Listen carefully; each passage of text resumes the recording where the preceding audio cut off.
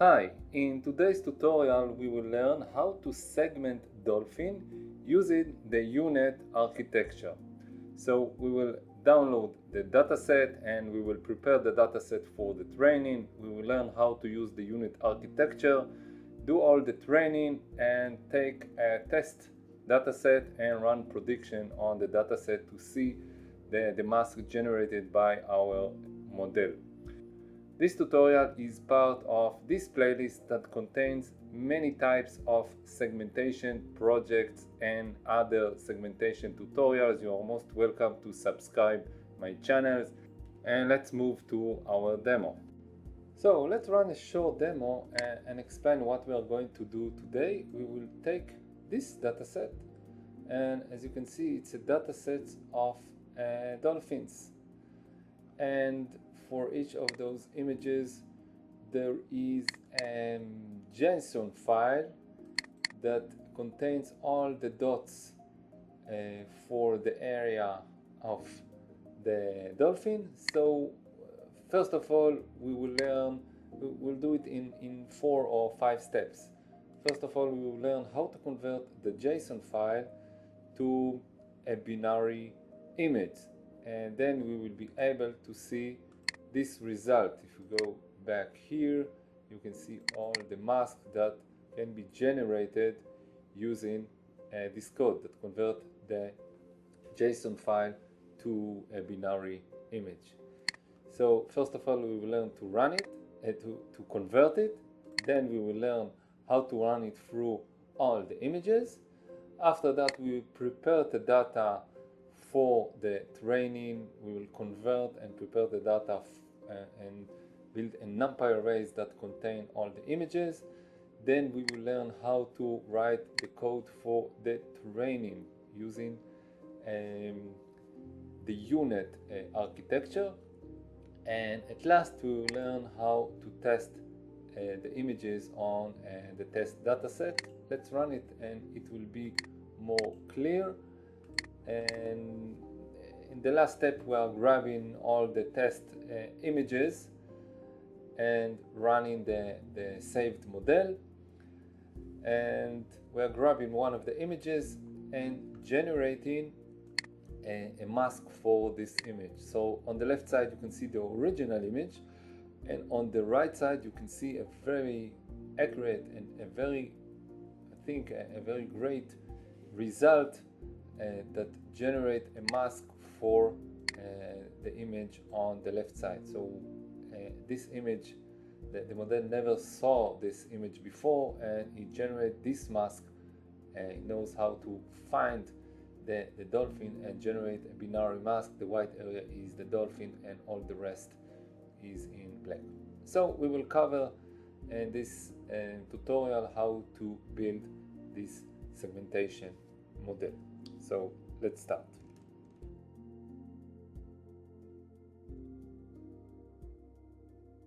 Let's start with the installation. I'm running under Windows PowerShell, and the main target is to activate our WSL2 environment, meaning I would like to run on a Linux environment. So let's type WSL, enter. Great. As you can see here, our current Anaconda environment named based, and we would like to create a new one.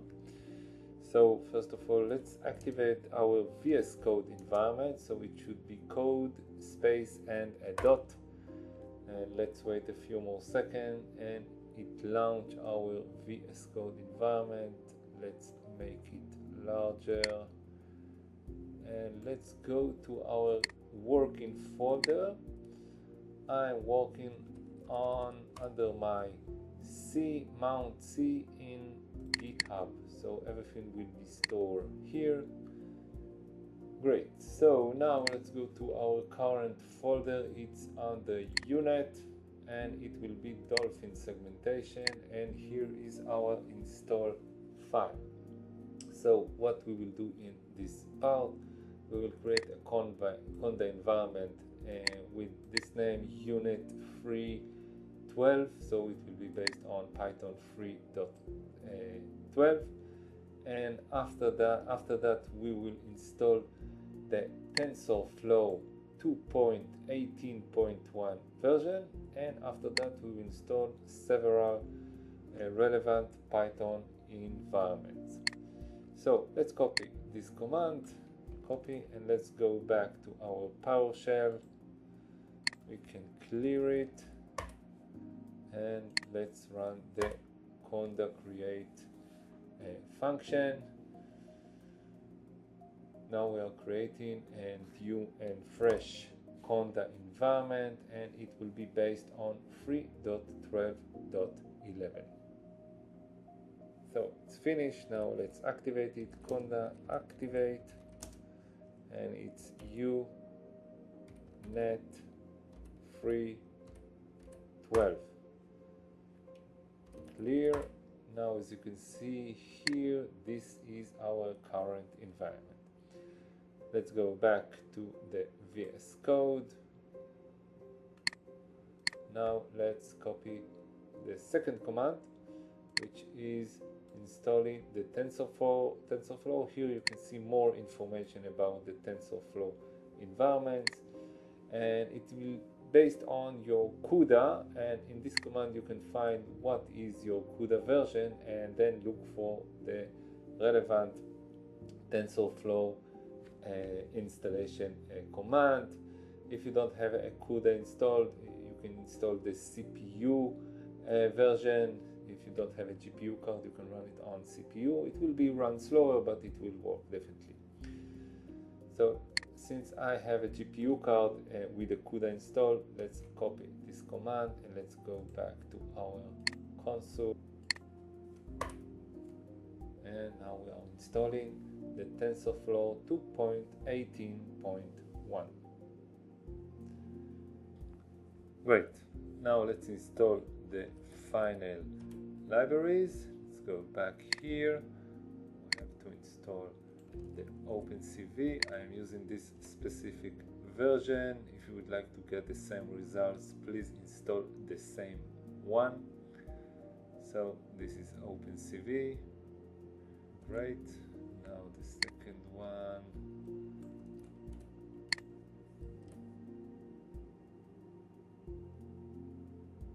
It will take a few more seconds. Okay, now matplotlib.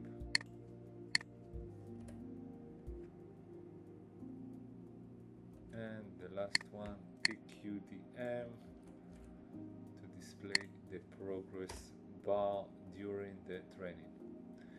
Great, so it's finished. We can clear it. Let's go back to our VS Code, and now we have to click Ctrl Shift and P all together, then choose Select Interpreter. You will see all your local Anaconda environment. Let's look for the one that we just created. Here it is, Unet 3.12. So we should choose it, and now we are ready to go for the coding.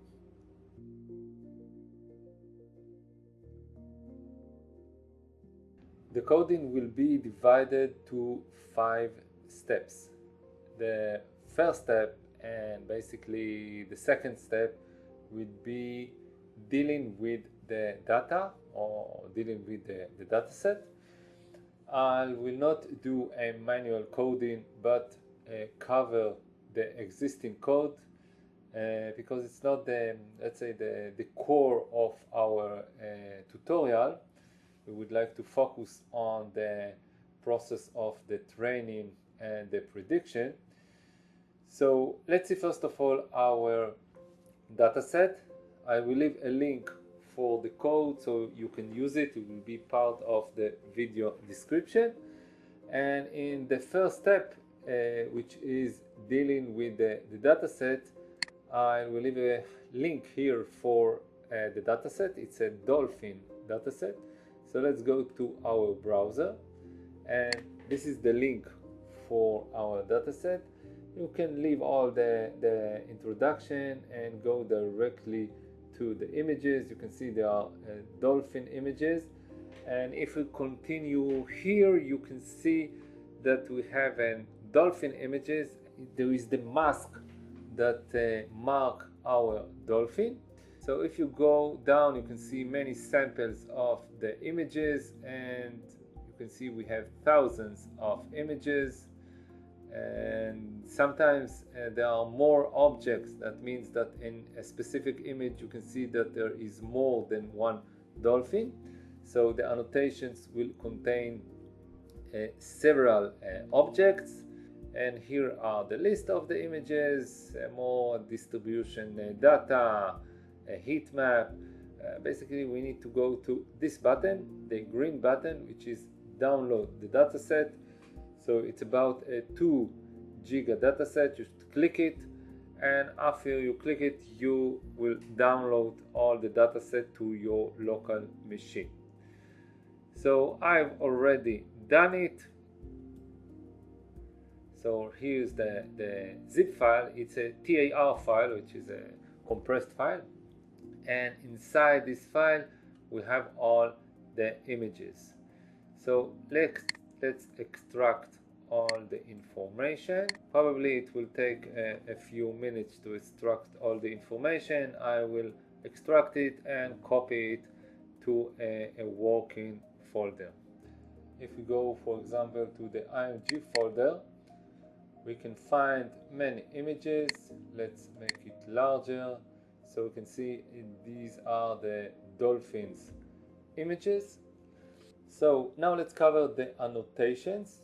So the annotations marks the dolphin. For example, in this specific image, the annotations is the data that mark the dolphin inside this specific image. So if you will follow my cursor, the annotation should mark our dolphin. And let's go back. For example, this is image above _5. Let's go back to the main folder, and now let's go to the ANN, and this contains all the annotation data. You can see it's a JSON file.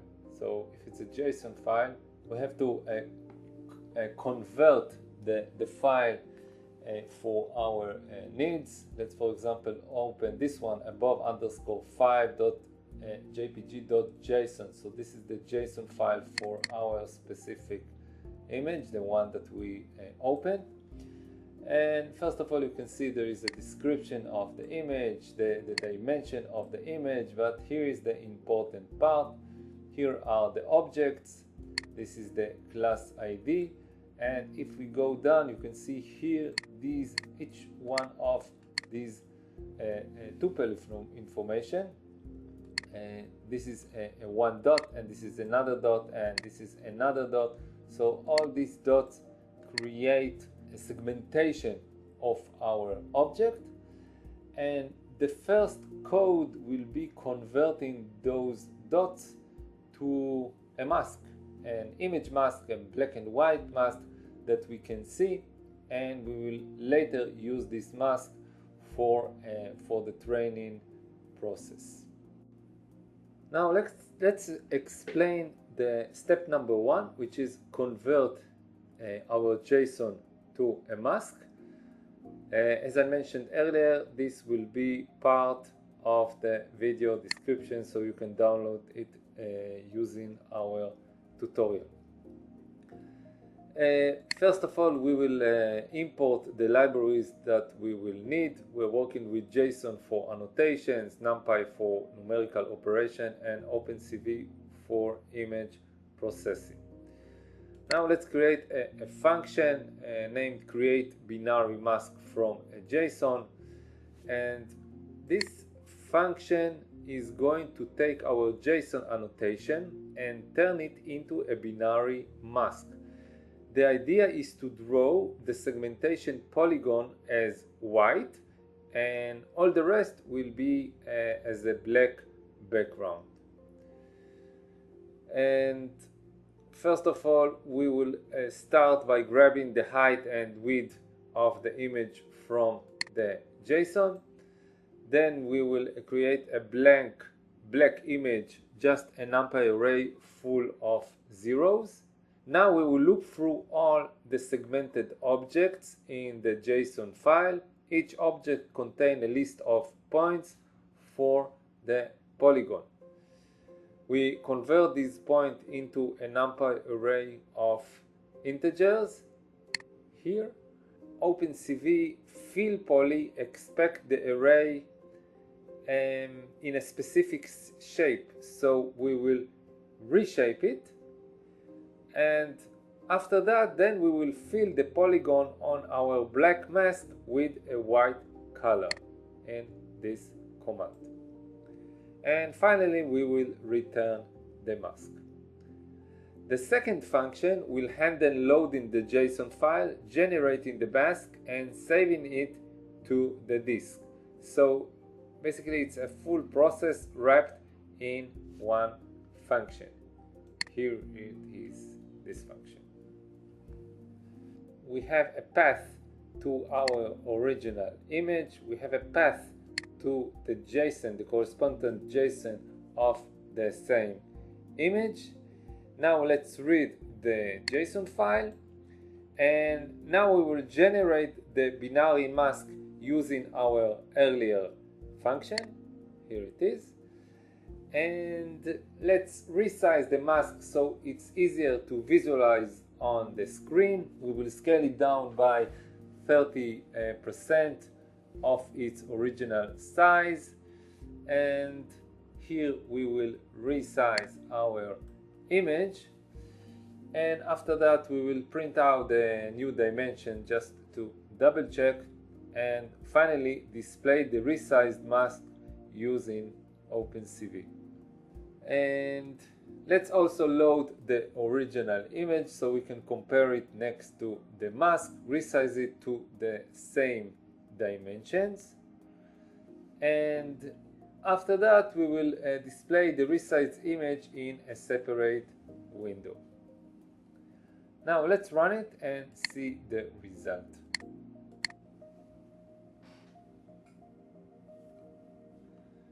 So here we have the mask, and here we will grab our image. So let's try to put it one next to each other. We don't have enough space here, but you can see that here are the dolphins and here are the same dolphins. This is the original image and this is the mask. So basically the second process will be doing the same code on a loop and running it through all the images. Now let's move to step number 2. Step number 2, it's basically the same as step number 1. The only change is that the reading process will be running through all the images, activating those functions that we learned in step number 1, and saving the result in a new folder. Here it is. Let's name the folder masks, and this folder will be generated in the same subfolder image and ANN. So let's run the code and let's see the result.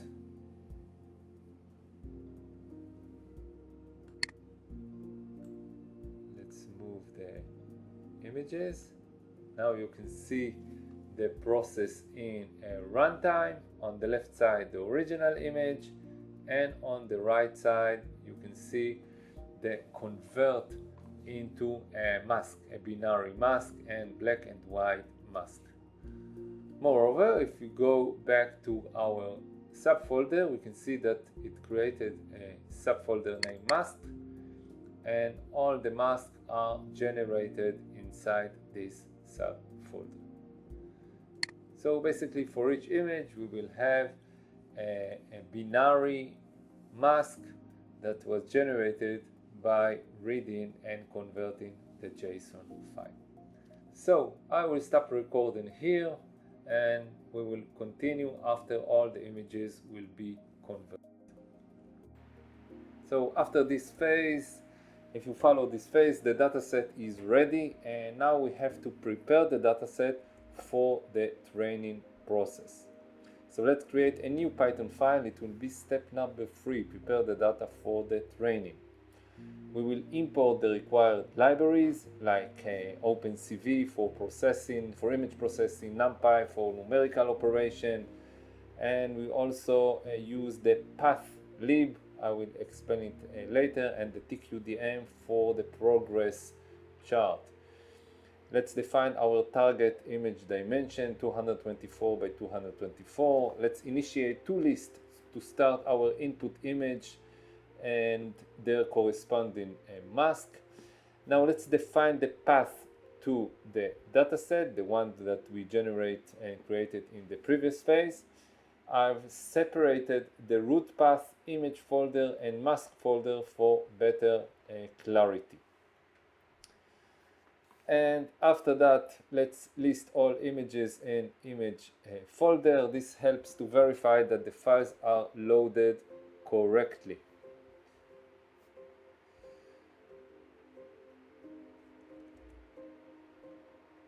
And after that, let's run and see the result. Now let's run it and see how many images we have in the images path. So you can see here is all the list of all the images name, and the total amount of images is 4,402 images. Let's load a sample image and its corresponding mask to see how they look, and we will also resize both to 224 by 224 pixels for consistency. So let's choose a random image. It will be above underscore 337, and of course let's load the relevant mask with the same name. It will be a grayscale image, and both are resized. And after that, let's import matplotlib. We would like to visualize them side by side using matplotlib, and it will be a quick sanity check that everything works and we loaded correctly both images, and we can display both images.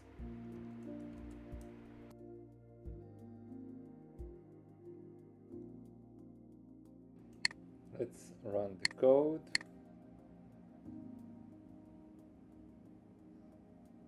And here are the two images. This is the original image, and this is its corresponding mask. Now let's do some more investigation about the mask. Let's, for example, reduce the mask from a size of 224 by 224 to a 16 by 16. We would like to demonstrate how can we first of all, we would like to see and investigate the values, and then change it to our required values for the model. So first of all, let's change the mask to a size of 16 by 16. So we would like to reduce the size to 16 by 16. And in order to do that, we would like to create a new variable, reduced image, and it will be a resized image, and simply it will be 16 by 16. Okay, and next we would like to print it. So let's print the image. So we would get the values inside of each pixel. So let's run it, and it will be more clear. So this is the same as our previous runtime. And now, as you can see, for each of the pixels we have the values, but I can see that it is 3 channels, sorry, so I have to fix it. I would like to not resize the image but resize the mask, so I would like to change it. So we will take this value, the mask, sorry, it was my mistake, and now we will print the reduced mask. So let's run it again. And now, since it's a black and white image, we're expecting to see here. Now you can see 16 values. And you can see that we have several values. We have 0, we have 96, we have 114. And basically, all these are the values of the mask. And all the zeros are the values of the background. Let's run it again and it will be more clear. Let's run it and see, and we'd like to see it. So you can see all this area is the area of the mask. Let's close the image. You can see all the left area is the area of the mask, but we would like to change it. We would like that all the area of the mask will be white, meaning 255, and all the rest would be black. So let's do another update to the code. We would like that the reduced mask,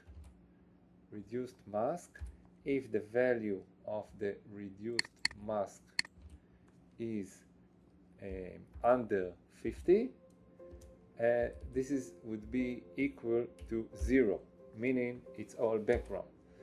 And if it's above 50, and it will become white.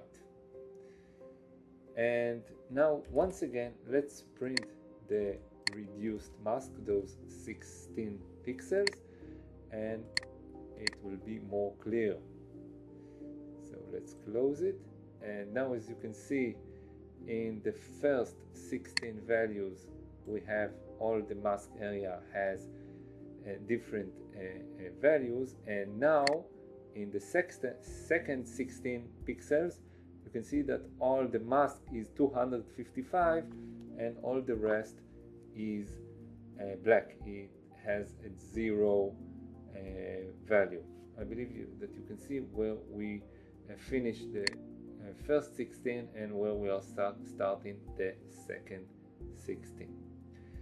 So now it will be more, let's say, clear for our model that all the mask has 255 and all the black has 0 values. After that, we will do a normalization for those values. So basically, it will be a binary model of 0 and 1. We will divide all the values by 255. I will explain it later. So all the 0 will stay with the 0 values, and all the 255 will be divided by 255, so they become the value 1. So 1 will indicate the mask, and 0 will indicate all the rest. Now we will loop through all images and masks to load them into arrays. We will resize them, normalize the images, and binaries the mask. So in the first part, we load and resize the input image, the same as we done earlier for a one sample image. Now we are running it through a loop. And please notice we will divide by 255, so basically we will normalize all the pixels, the values between 0 and 1. And after that we will generate the corresponding mask file name. We will load and resize the grayscale mask, and then convert the mask to a binary. So all the values under 50 will become 0 and all the values above 50 will become 1. Once again, we are doing The same sample process that we done with one sample image, now we are running it through a loop to all the images. And please notice, after each step we are adding the converted image to the relevant list. The images goes to all images list, and the masks go to a mask images list.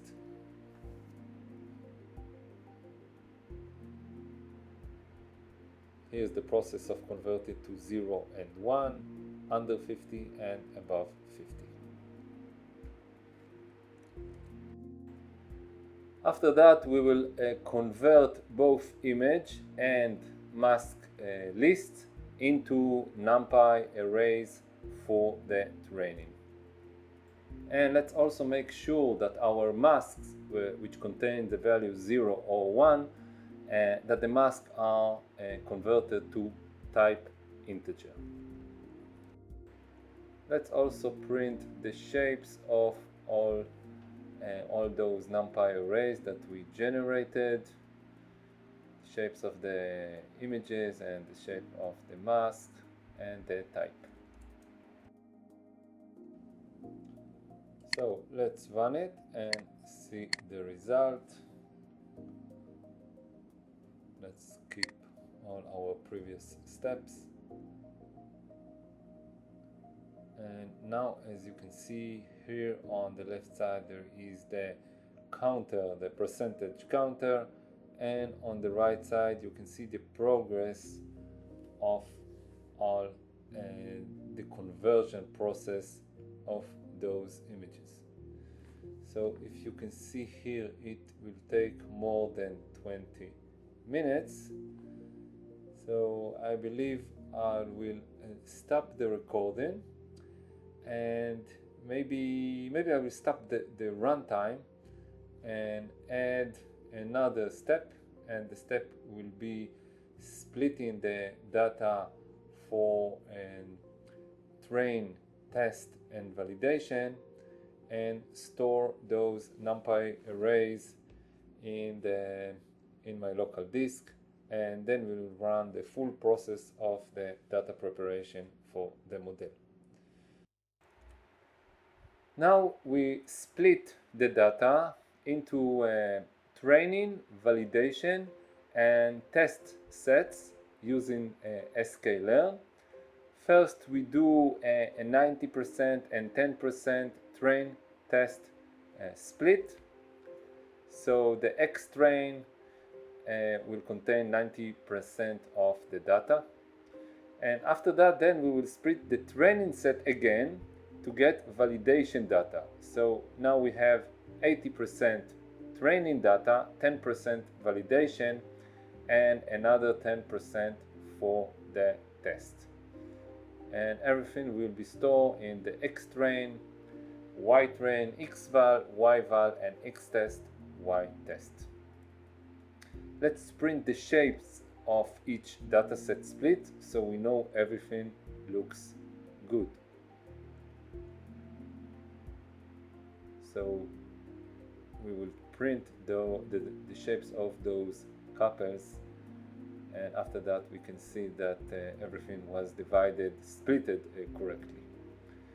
And now we save all our dataset into files in the local disk, so they can be easily loaded later during the model training. I'm storing it on a temporary file. Of course, you can choose your own subfolder name for storing the information, the NumPy arrays. So now let's run the full code. First of all, our previous steps. This is our image, the sample image. Let's run it. Of course, we printed those 16 by 16 that I explained earlier. And now, as you can see here, we can see the progress bar of converting all the images. We have more than 4,000 images, and you can see here that now it's image number 17, 18, etc. And on the left side you can see the percentage bar.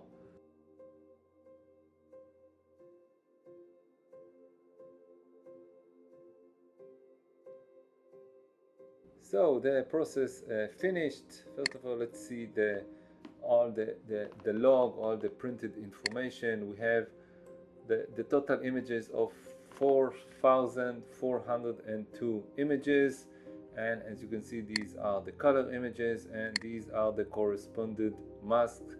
And now you can see after the split process, this is the train images and mask, and these are the validation, and here is the test information.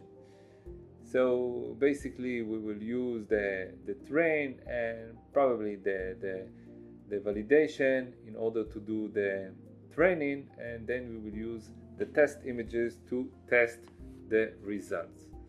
And also we can see that we saved all those NumPy arrays into our local disk. Let's see if we can find it. I store it on a temporary file, and let's sort it. And as you can see here, these are all the information required and well prepared for our training process. So now we are ready for the training process. Let's build our new model. Let's create a new Python file that contains the code. We will start with import TensorFlow and all the necessary components to build our model. We will use layers like a conf 2D, batch normalization, activation, and more from Keras. Now let's load the relevant data, those NumPy arrays that we stored earlier, and let's print the shapes so we can double check that everything was loaded correctly. Let's run the code and let's see and hope that we are loading all the saved data successfully. So after the loading we will print the shape of the xtrain, ytrain, xval, yval, and xtest, ytest. Now as you can see here, it's basically the same data after we saved it, and we have more than 3,000 images for the training, about 400 for the validation, and about 440 for the test. Let's resume with the code. Now we should create our unit model.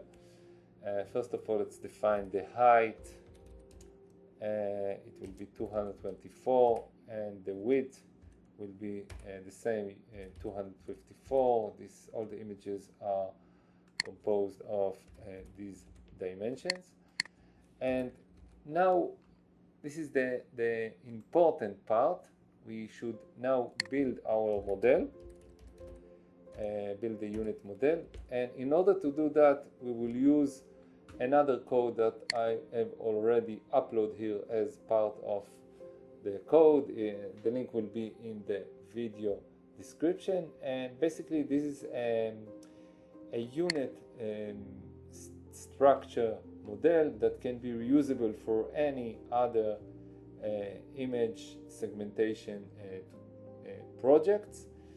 And basically this is a short code. I will cover this code, and as I mentioned earlier, it will be part of the link in the video description. So let's explain this code. First of all, we will import everything we need from TensorFlow. We will use the functional API from Keras in order to build our model. Then we will generate a convolutional block, and we will use this convolutional block in the decoder and the encoder part. This is a straightforward process. It applies of two convolutional layers, each followed by batch normalization and ReLU activation. You can see it here. It's a convolutional, 2D convolution, text normalization, and activation function based on ReLU, and this is the second layer. So it's 2 layers combined together. And this pattern is common in encoder and decoders models like the Unet. Next, we will build our model, and the model is composed of encoder, a bridge, and a decoder. I will not cover the theoretical part of Unet. You can see other videos that explain about the Unet architecture. This is a more practical tutorial, so we will code all the relevant Python commands in order to activate and use the Unet shape model. First of all, we will define the number of filters in each of the layers. The original Unet filters are 64, 128, 256, and 512. However, in this tutorial, since our data is a little bit small and we would like that it will run faster, we can reduce the values to 16, 32, 20, 48, and 64. So these are the number of filters, and after that we will define the input. The input layer expects the shape of our image, and then we will store a skip connection here so we can use them later in the decoder. And now we are starting the encoder part. In this loop we go through the filters, apply the convolutional block, save the skip connection, and then downsample using a max pooling.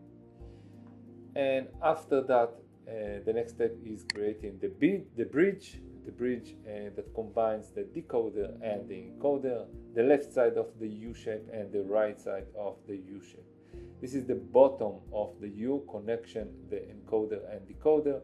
Originally it should be more powerful, like let's say 1024 filters, but here we simplify to 128.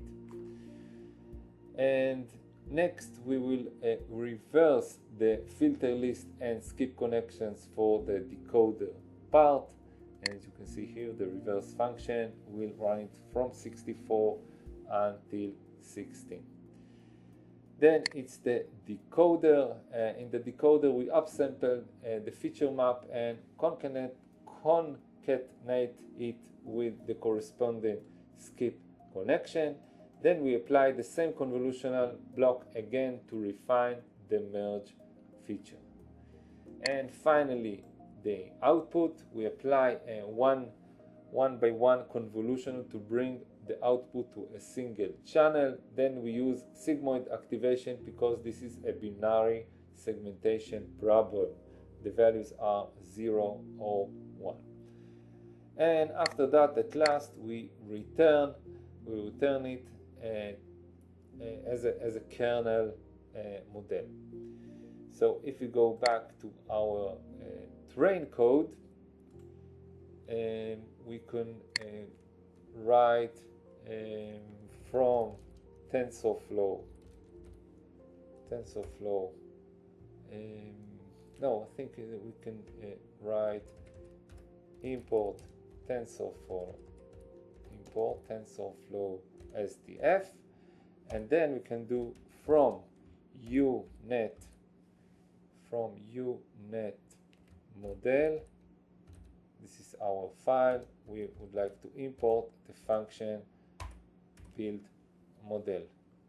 So Unet model is on the left side. This is the file, and build model is this function. Keep it on the same name exactly. Unet model. I have a syntax error here. Unet model import build model. And we will also import a few useful callbacks for training. So we can do an early stopping, for example, for the process. Next, let's define the input shape, the height, width, and 3 channels for RGB images. Let's set the learning rate, the batch size, and the number of epochs. As for the batch size, if you have a higher memory GPU, you can put here a higher values than 8, like 16 or 32. As for epochs, let's start with 50 epochs. I believe that we can run it in less epochs. Let's build the unit model using our custom function, and let's print the model summary to see the architecture. Let's run it. It's just to double check that we can see the architecture of the unit. Great, here's the architecture of the unit, and we can go back for the coding process. We will compile the model with the Adam optimizer. We are using a binary cross entropy because this is a binary segmentation task. Accuracy will be our evaluation metric. Let's calculate how many steps per epoch and validation step we'll need. This is just the total number of samples divided by the batch size. So here is the steps per epoch, and now we will do the same for the validation.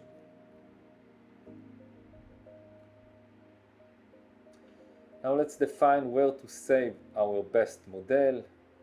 We will save it only when validation loss was improved.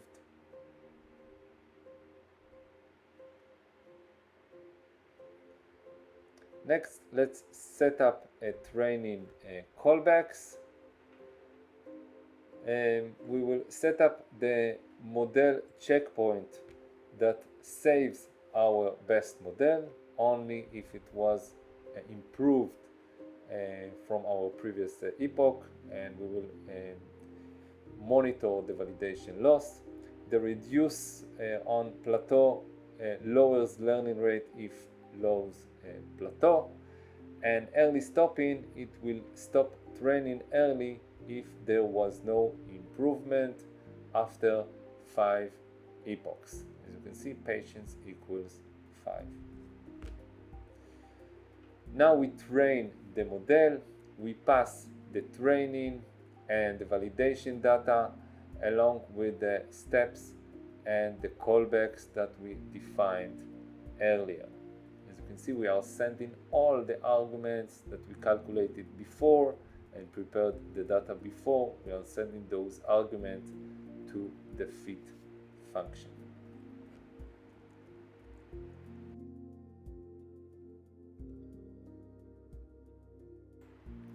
So in order to display the result, how the training was performed, we would like to grab or extract information from the results of the training that's stored in the history variable. We are extracting the accuracy information, validation accuracy, and also the loss and validation loss, and also how many epochs was in this process. And then we will plot it on a chart. We will display the training accuracy, the validation accuracy, the number of actual epochs. Let's add a title and a legend for the information, and we will do a similar process for the training loss and the validation loss. Both charts will give us more information about the training process and the performance of our model. Let's also add evaluation of our test data, but I will prefer that you will wait for the last part to see an actual performance on a sample test image. Let's run the training code. Now we are first loading all the data, the one that we saved in the earlier step, on step number 3.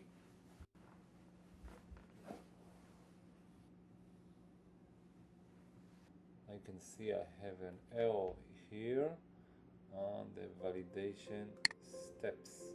Let's go back to validation steps. Validation, it should be validation underscore steps. Let's run it again.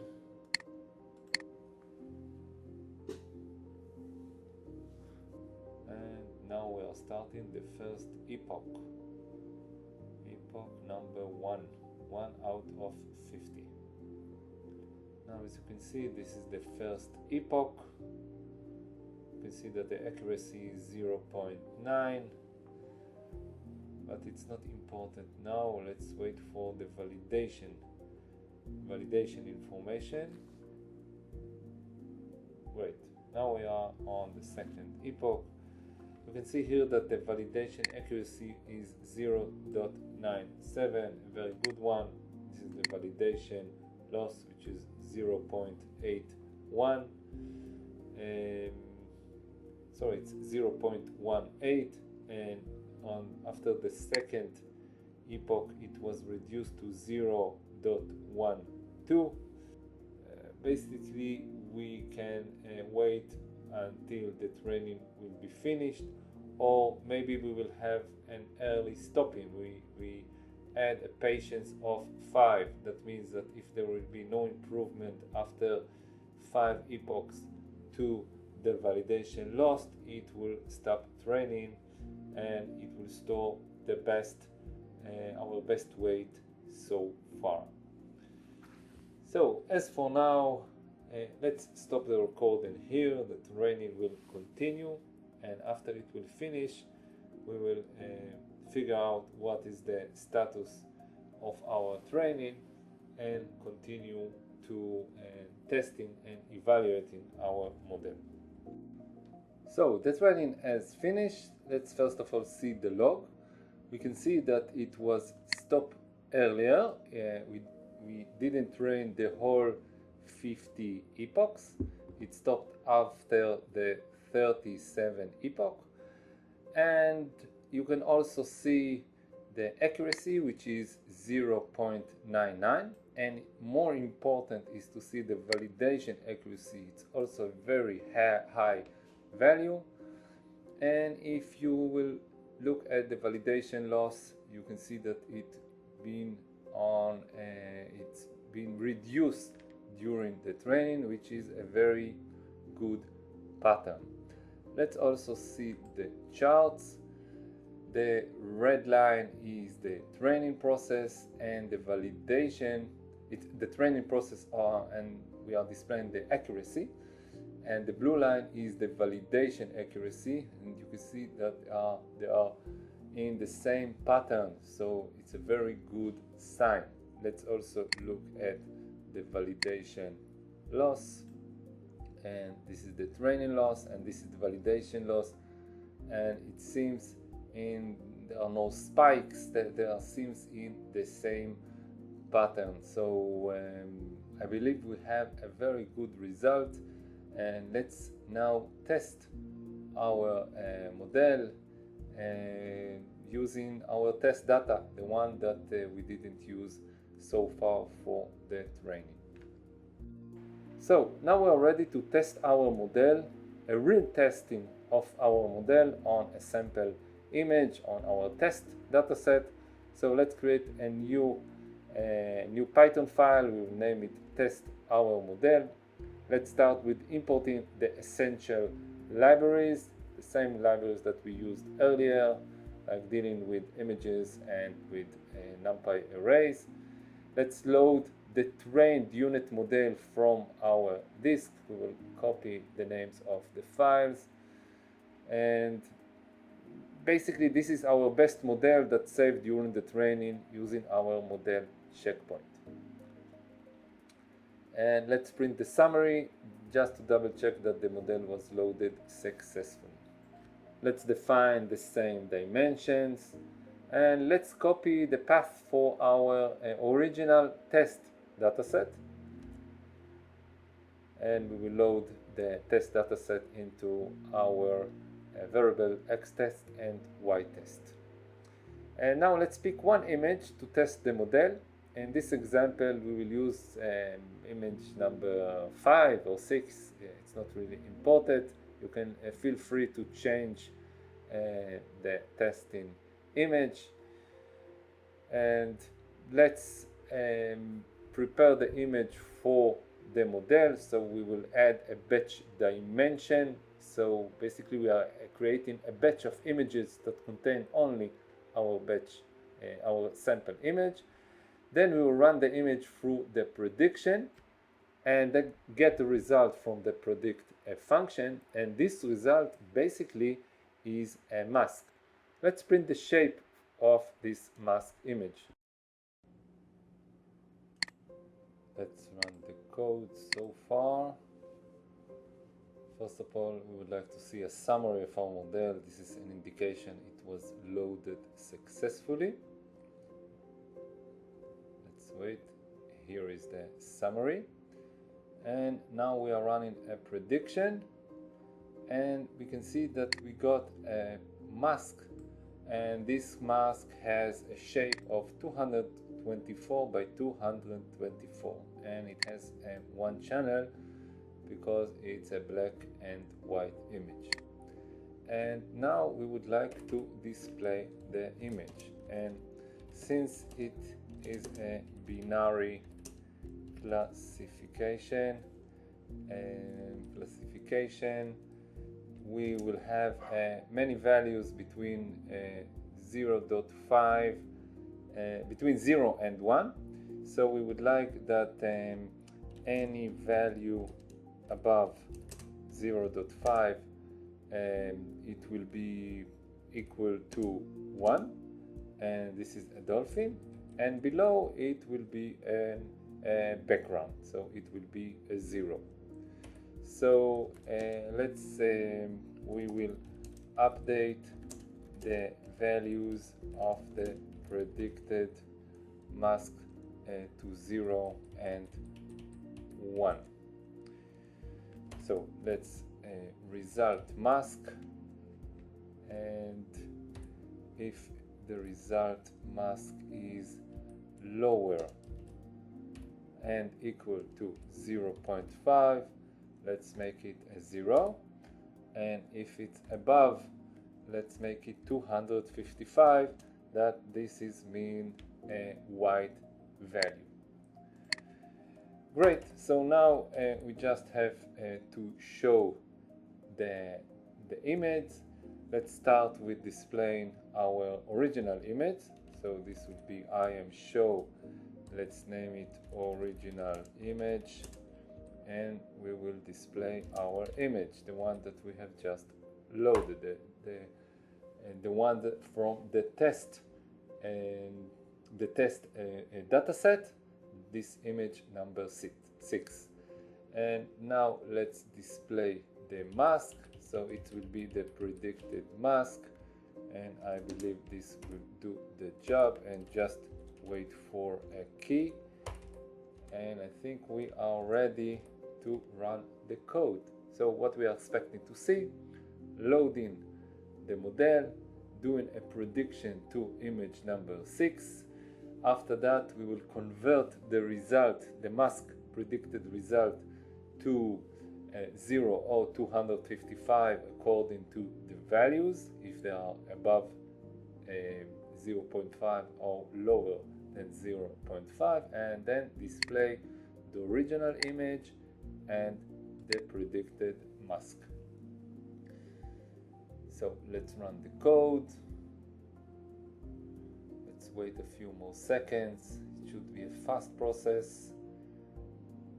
And here we have the original image, and here we have the predicted mask. Wow, a very good result. You can see here the dolphin, and here the predicted image segmentation.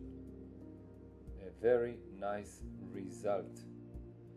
Let's try it on a different image. Let's try it on image number 7. Just picked another random value, and let's run the code once again.